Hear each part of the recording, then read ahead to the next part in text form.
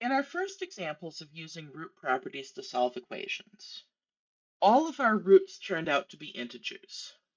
Of course, if we randomly write down an equation, that's not going to happen. Typically, our roots are going to be irrational.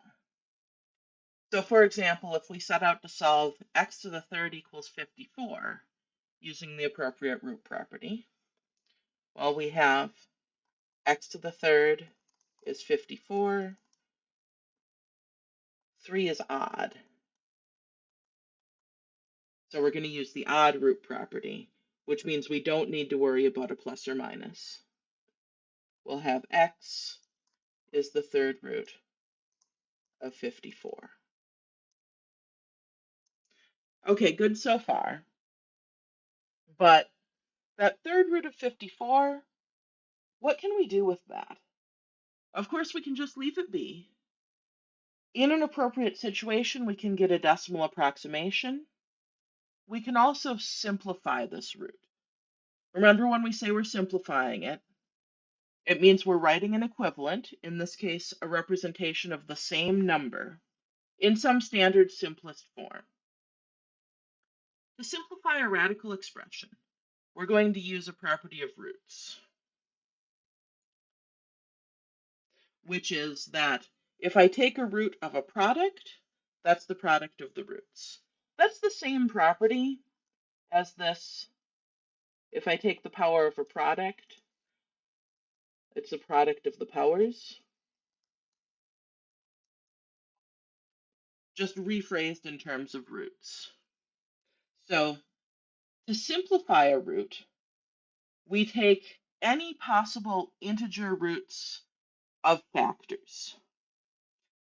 For a real number x and an integer index p, the radical expression pth root of x is said to be simplified if it's written in the form a times pth root of b, where a to the p times b is x, and b is as small as possible.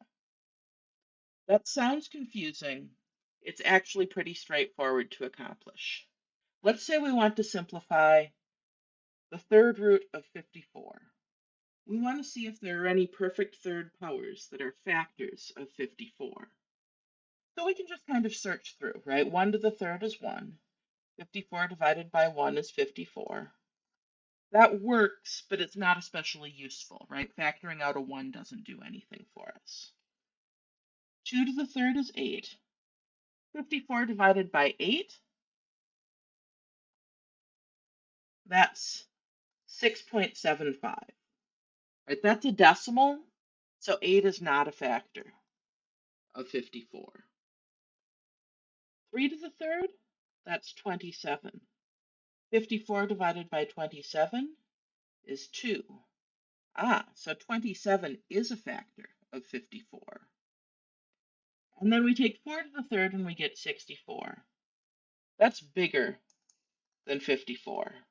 We know we can stop here, right? We know we're not going to get any more factors of 54, because factors have to be smaller than the number they're factors of.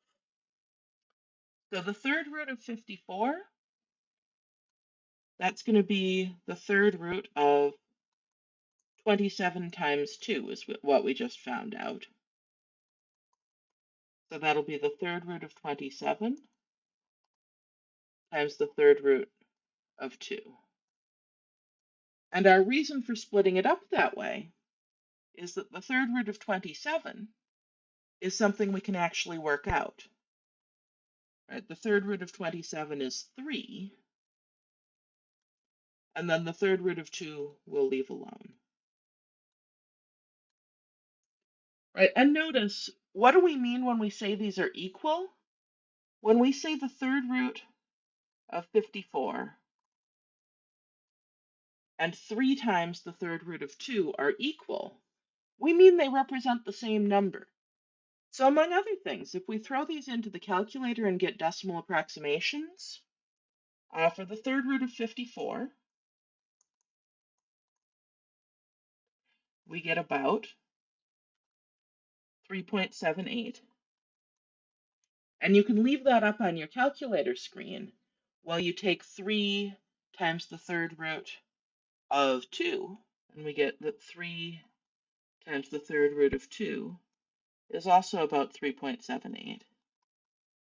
But looking at the calculator screen, they're exactly the same unpleasant decimal, right? We get exactly the same decimal when we work both of these out. These really are the same number.